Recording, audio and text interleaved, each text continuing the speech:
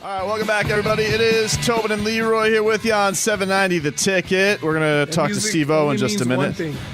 You go out to the Toyota of Hollywood guest line, shop over 1,500 Toyotas indoors, one of America's largest showrooms at Toyota of Hollywood on 441 between Hollywood and Sheridan. As we will talk to Steve-O, who's got a new comedy special available today at steveo.com. It's called Gnarly. And Leroy, I was just on the website looking. It says, of course, there's got to be a disclaimer. It says, warning.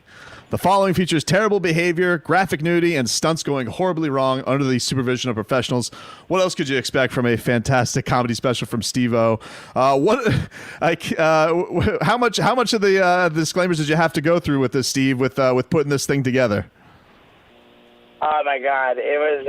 And thank you for having me on, guys. Yeah, it was like a nervous kind of a deal, a little bit, because this thing is really so messed up and filled with graphic nudity and just criminal stuff that the only way I can really put it out is on my own website.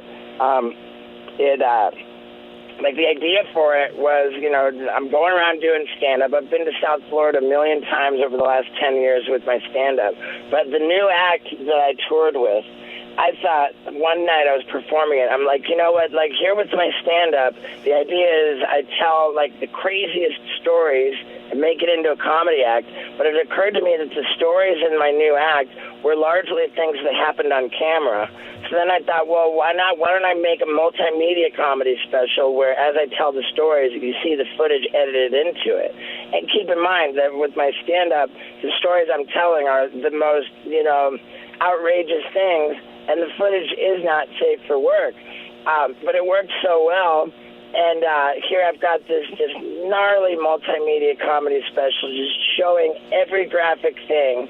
And I was like, that's great. I've got so much old footage, but let me film tons of new stuff and just go over the top and film crazier stuff than ever. And so that's how I ended up with skin grafts on 15% of my body because I was covered in third-degree burns. And that was one of the new things I did for this. And it's just packed with jackass stunts, comedy. It's the first project that the entire Jackass cast got together for since we lost Ryan Dunn 9 years ago. And it just plays like the most X-rated Jackass movie ever, /comedy special /documentary with all of the guys in it.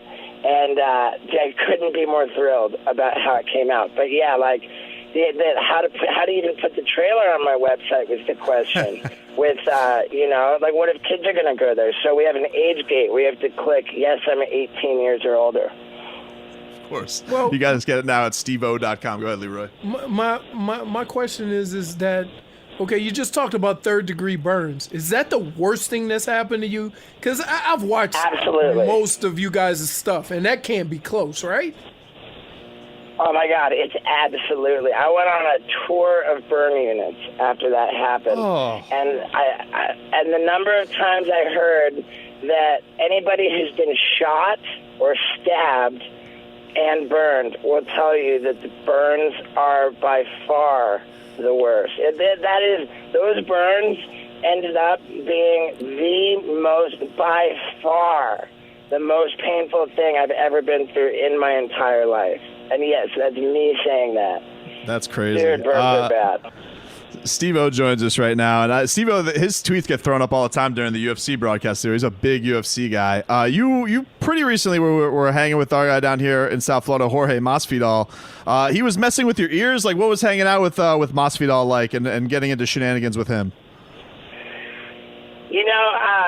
After he knocked out Ben Askren in that incredible UFC record 5-second knockout, I was just so stoked on him.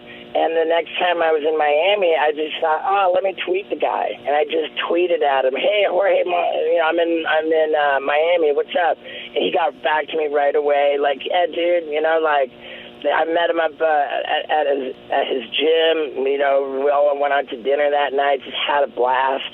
And, of course, then he went on to get this BMF belt. And we met up in Vegas. We were both out there for the Conor McGregor fight. And I've been working on getting cauliflower ear for this other project. And what he did was he laid his BMF belt on my ear and beat it up a fair amount. It still didn't work. And I've had legend after legend try to give me cauliflower ear. I had Chuck Liddell, Ronda Rousey, Jorge Masvidal, John Jones. And I lost a chunk of my ear to John Jones. Jones tried it with a hammer. Hold on. You lost it. Hold on, Steve-O. Like, what do you mean? What do you mean he tried it with the hammer? Like, how does that go down? What do you mean he almost took it? Masvidal put his BMF belt on it and punched it with his fist. Oh my God. John Jones, because I'd tried so many different things, so many different ways, and I just thought, all right, like, let's worry less about the, about it being like really elaborate and creative, and let's just worry more about getting it done. And so as I went, to each legend, it became more focused, more direct. And Masvidal punched him with his fist, but John Jones put his current light heavyweight champion of the world belt on my ear, and he just went after it with a full hammer, and my ear kind of exploded, and with this whole thing hanging off, and it's something else, man. It's really something else. And you think this is fun? The idea of getting cauliflower ear to me is a comedy. It's pretty par for the course for the kind of comedy that I present to the world. It's a riot. Dana White asked me why would I want cauliflower ear, and I told him because when a man has cauliflower ear, he gets respect. Go get Steve-O's new comedy special. It's gnarly at steve-o.com. Before we let you go, Steve-O, do you have a favorite story of working at the swap shop down here? Oh, man, I'm so glad you guys asked me that, dude. Just the fact that I worked at the swap shop is fantastic.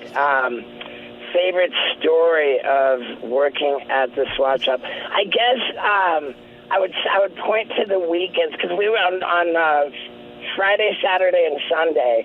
It would be a 9 or 10 show weekend. It would be like 2 shows, like 2 shows on Friday, 3 shows Saturday, 3 shows Sunday. Whatever, maybe that's 8 shows. But I was awake for all of them, because I was a heavily cocaine addicted circus clown. And I was back behind the ring in my little, like, tarpoli dressing room, peeling off my clown nose to snort cocaine up it, and, wide awake from Thursday all the way through Monday.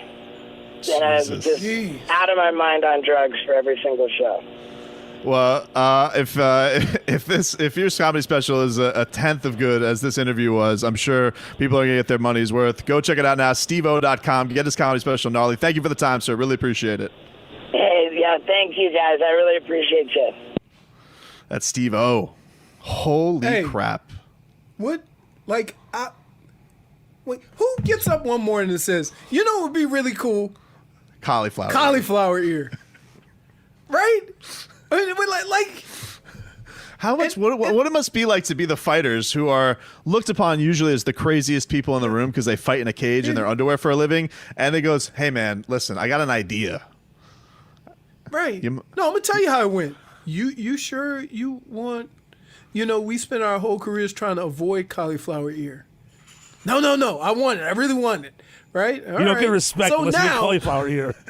These wrestlers, these MMA guys who spent their whole career trying to avoid cauliflower ear are trying to devise a plan to give somebody cauliflower ear that doesn't require wrestling. Man, that was nuts.